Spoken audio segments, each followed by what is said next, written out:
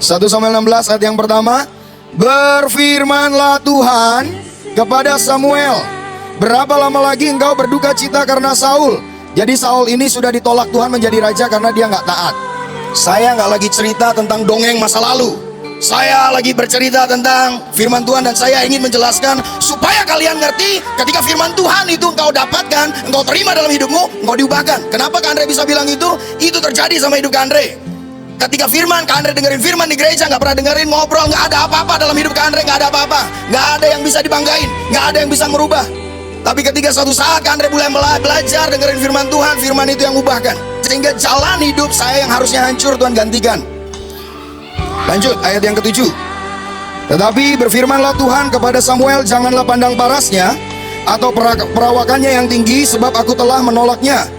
Bukan yang dilihat manusia, yang dilihat Allah. Manusia melihat apa yang di depan mata, tetapi Tuhan melihat hati. Jadi ketika Samuel mau datang, Samuel mulai membayangkan raja yang menggantikan Saul pasti badannya tinggi besar. Karena Saul sendiri badannya tinggi besar, sebahu lebih tinggi dari semua orang Israel. Ketika Eliab jalan di depannya Samuel ngelihat, wah ini Eliab ini pasti jadi raja. Tetapi Tuhan bilang enggak, apa yang dilihat manusia beda, bukan apa yang dilihat Tuhan. Manusia ngelihat paras, kamu cantik, kamu ganteng, tinggi, ya kan? Terus apa lagi? Kayak opa-opa Korea mungkin gitu ya, melihat. Tapi Tuhan nggak lihat itu, Tuhan lihat hati. Di sini dikatakan, lalu Isai memanggil Abinadab dan menyuruhnya lewat depan Samuel. Tetapi Samuel berkata, orang ini pun tidak dipilih Tuhan. Lalu Samuel berkata kepada Isai, inikah anak-anakmu semuanya? Jawabnya, masih tinggal yang bungsu, tetapi sedang mengembalakan kambing domba. Yang bungsu ini namanya Daud. Ada 8 anak laki-laki, 7 anak aja yang dipanggil sama Isai, yang ke-8 enggak.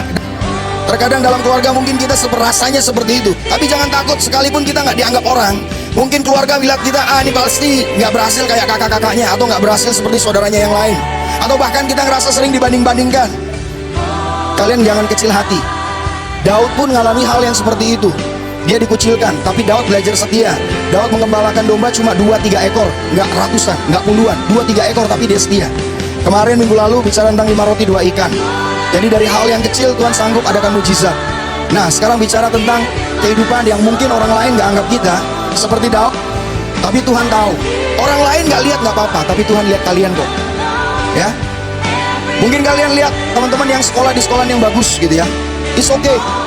Kelihatannya mereka lebih hebat dari kalian, belum tentu. Yang pertama, kemarin Kak Andre bilang beri hidupmu sama Tuhan, ya. Yang kedua, do the best, lakukan yang terbaik. Daud belajar lakukan yang terbaik sekalipun cuma mengembalakan 2 atau 3 kambing domba. Gak banyak. Mungkin yang kalian lakukan, yang kalian bisa cuma sedikit, tapi lakukan yang terbaik. Ketika engkau lakukan yang terbaik, orang lain gak lihat ini. Yang terakhir, kemudian disuruh nyala menyebut dia, ia kemerah-merahan, matanya indah dan parasnya elok. Lalu Tuhan berfirman, bangkitlah, urapilah dia, sebab inilah dia.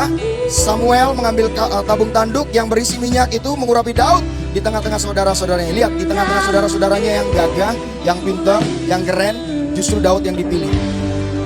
Andre percaya mungkin di tengah-tengah orang-orang hebat, di tengah sekeliling kalian, Tuhan bisa pakai kalian lebih hebat lagi. Sejak hari itu dan seterusnya berkuasalah roh Tuhan atas Daud. Lalu berangkatlah Samuel menuju Rama. Sejak diurapi, maka roh Tuhan berkuasa atas Daud. Ketika roh Tuhan berkuasa atas Daud inilah sehingga Daud mampu mengalahkan Goliat. Jadi yang pertama kemarin di lalu bicara tentang memberi hidup kepada Tuhan. Yang kedua di sini Daud membicarakan lakukan yang baik dalam hidupmu. Terserah orang menilai apapun.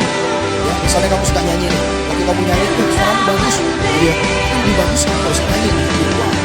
Rasanya drop ya kan. Tapi it's okay, teruslah dia. Kedua Tuhan menyembah membantu aku sehingga aku boleh melakukan hal-hal yang besar. Ya. Setelah itu baru Daud kemanapun Daud pergi, Tuhan menyertai kemanapun Daud perang selalu menang. Itu Kak Andre percaya ketika kau lihat di hidupmu dan do the best, minta pengurapan Tuhan, maka kemanapun dan apapun yang kau lakukan Tuhan sanggup buat berhasil. Amin. Mari kita berdoa.